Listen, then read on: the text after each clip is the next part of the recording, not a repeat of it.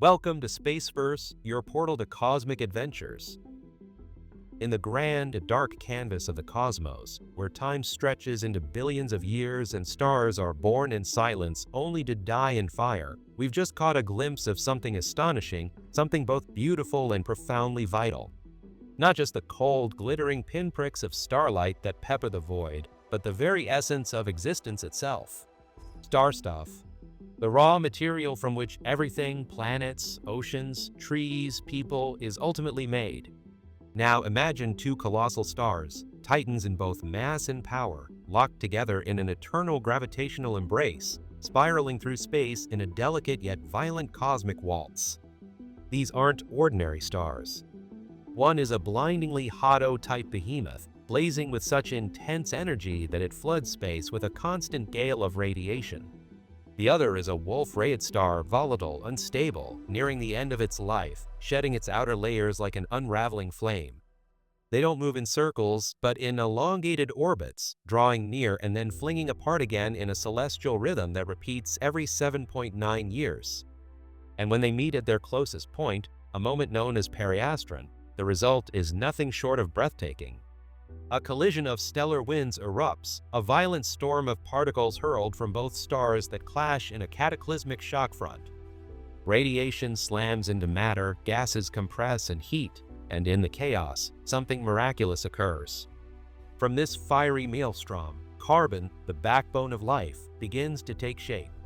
Tiny grains of carbon-rich dust, born in the pressure and fury of that collision, start to condense and form. These particles, each no larger than a fraction of a micron, begin their journey outward. They don't simply drift, they race into the void at nearly 1,600 miles per second, almost 1% the speed of light, carving expanding shells through space like ripples from a cosmic stone thrown into a galactic sea. And it is in those rings, faint, fragile, yet immense, that we find the signature of something elemental. Not just a stellar phenomenon, but perhaps a glimpse at one of the fundamental engines of creation in our universe.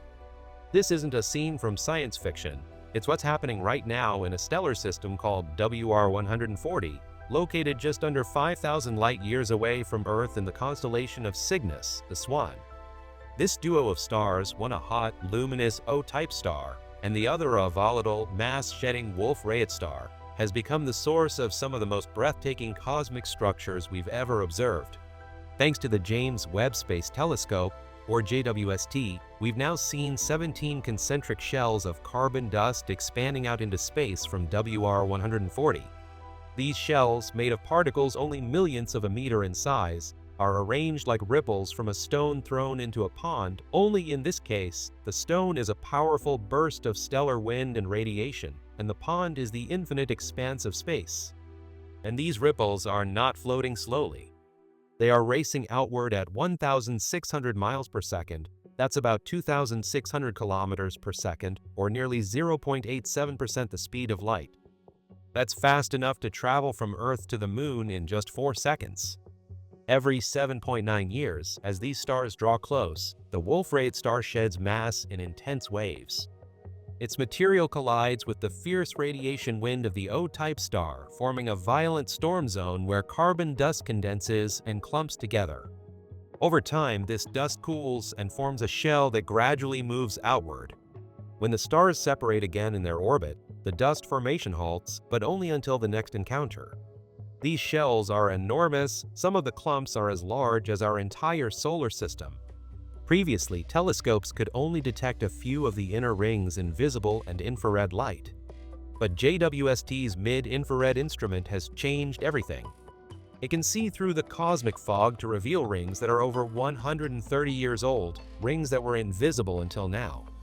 It's as if the universe is writing its history in invisible ink, and MIRI is the ultraviolet light finally making that history visible. The expansion of these rings is a rare spectacle. Usually, we associate changes in space with immense timeframes, millions or billions of years. But here, the JWST has allowed astronomers to see visible changes year by year.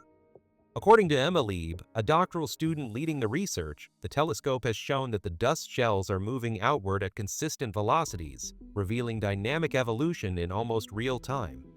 Her colleague, Professor Jennifer Hoffman, noted how shocking it is to witness such rapid changes in a medium we've always thought of as static and ancient. The current rings are just the beginning. Over the next hundreds of thousands of years, WR140 is expected to generate tens of thousands more carbon-rich shells, filling the space around them with stardust, but only if something dramatic doesn't interrupt the process. Because one of these stars is living on borrowed time. The Wolf-Rayet star, even after shedding so much of its mass, still weighs in at about 10 solar masses, and that's dangerously close to the threshold where stars explode in a supernova. The lower limit to avoid that fate is around 8 solar masses. So eventually, this star is going to blow. When that day comes, when the Wolf-Rayet finally collapses, what happens to all that magnificent carbon dust drifting through space? There are two possible endings to this story. One, the supernova shockwave destroys the surrounding shells, obliterating them in a flash of stellar death. The legacy of all those carbon creations would be short-lived, erased by the very star that formed them. Or two, the star skips the explosion entirely. If its core collapses directly into a black hole, swallowing itself from the inside out before a supernova can detonate, then the shells might remain untouched. They'd continue expanding into interstellar space, quietly seeding the galaxy with the raw ingredients for future stars, planets, and maybe even life. This brings us to one of the most profound questions in modern astronomy. Where does all the dust come from? Ryan Lau of NSF's NOIR lab puts it simply, if this carbon dust can survive, we might finally start to answer that question. Dust isn't just space grime, it's the foundation of planetary systems. It's what rocky planets like Earth are made from. It's what makes life possible. Astronomer Carl Sagan famously said that we are made of star stuff. And when you look at WR140 through the eyes of the JWST, you can see that process unfolding. You're watching dust being born, carbon-rich material being cast out by dying stars, possibly surviving the violence of stellar death, and floating into the galactic medium to one day become you, me, oceans, trees, planets, and poetry. We're not just observing astronomy. We're watching our own origin story, written in rings of dust, spiraling outward at nearly the speed of light. And this is just one system, just one chapter of a much bigger story. The new findings were presented at the 245th meeting of the American Astronomical Society and published in Astrophysical Journal Letters, a beautiful reminder that even in the vast quiet of deep space, the universe is whispering answers to questions we've been asking for millennia. Now that we know where some of the carbon comes from, we're one step closer to understanding where we, the star stuff, truly began. And that's it. Thanks for exploring the cosmos with us here on Spaceverse. From the violent dance of WR140 to the starborn dust that may one day become new worlds, we're reminded that even in destruction, the universe creates. Don't forget, the carbon in your body might have come from a shell like the ones we just saw. Subscribe for more journeys through space-time and the very star stuff we're made of. Until next time, keep looking up.